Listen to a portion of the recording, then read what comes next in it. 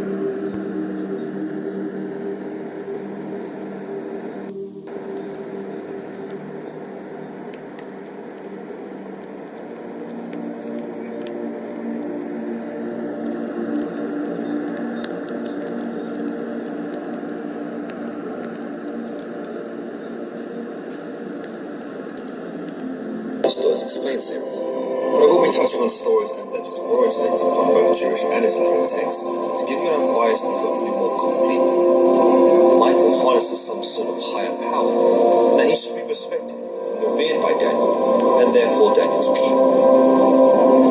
Michael is brought up one last time. Explains, Michael, the great prince who protects your people, arise. There will be a time of distress, such as has not happened from the beginning of nations until then. But at that time,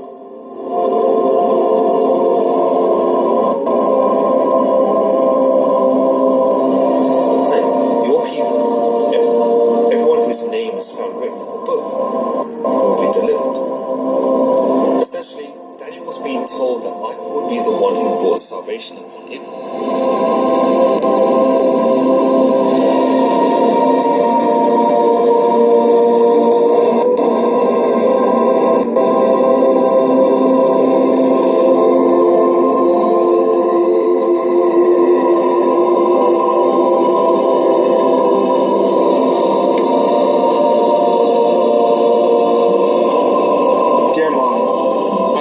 From a hospital bed. Don't worry, Mom. I'm okay.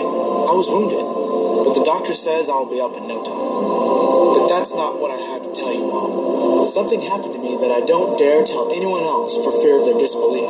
But I have to tell you, the one person I can confide in, though even you may find it hard to believe. You remember the prayer to St. Michael that you taught me to pray when I was little? Michael, Michael of the morning. Before I left home for Korea, you urged me to remember this prayer before any confrontation with the enemy. But you really didn't have to remind me, Mom. I've always prayed it. And when I got to Korea, I sometimes said it a couple times a day while marching and resting. Well, one day, we were told to move forward to scout out for commies. It was a really cold day. As I was walking along, I perceived another fellow walking beside me, and I looked to see who it was. He was a big fellow, a Marine about 6'4", built proportionally. Funny, but I didn't know him, and I thought I knew everyone in my unit. I was glad to have the company, and broke the silence between us. Chilly today, isn't it? Then I chuckled, because suddenly it seemed absurd to talk about the weather when we were advancing to meet the enemy. He chuckled too, softly. I thought I knew everyone in my outfit, but I've never seen you before, I continued. No, I've just joined. The name is Michael. Really? That's mine too. I know. Michael. Michael of the morning. Mom, I was really surprised that he knew about my prayer. But I had taught it to many of the other guys, so I suppose that the newcomer must have picked it up from somewhere else. It had gotten around to the extent that some of the fellows were calling me St. Michael. Then, out of the blue, Michael said, "There's going to be trouble ahead." I wondered how he could know that. I was breathing hard from the march, and my breath hit the cold air like dense clouds of fog. Michael seemed to be in top shape, because I couldn't see his breath at all. Just then, it started to snow heavily, and soon it was so dense, I could no longer hear or see the rest of my unit. I got a little scared and yelled, "Michael!"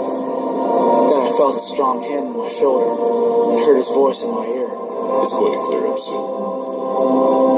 It did clear up, suddenly.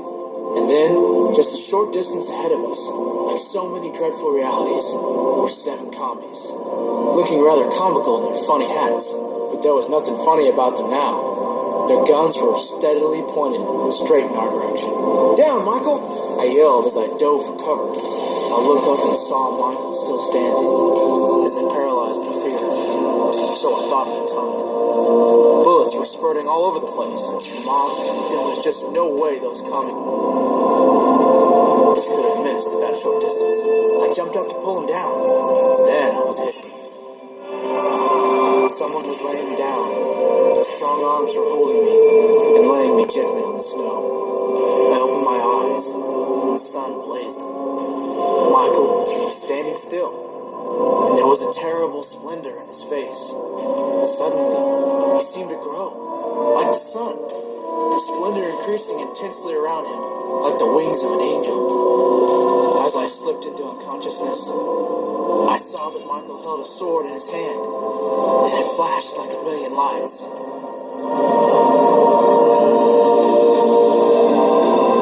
Later on, when I woke up, the rest of the guys came to see me with the sergeant. "How'd you do it, son?" He asked me. "Where's Michael?" "Michael who?" "Michael, the big Marine walking with me, right up to the last moment. I saw him there as I fell." "Son, you're the only Michael in my unit. I handpicked all you fellas, and there's only one Michael. You. And son, you weren't walking with anyone. I was watching you because you were far off from us and I was worried. Now tell me, son, how did you do it?" It was the second time he had asked me that, and I found it irritating. How did I do what? "How did you kill those 7 commies? There wasn't a single bullet fired from your rifle." What? "Come on, son. They were strewn all around you, each one killed by a sword stroke." And that, Mom, is the end of my story. It may have been the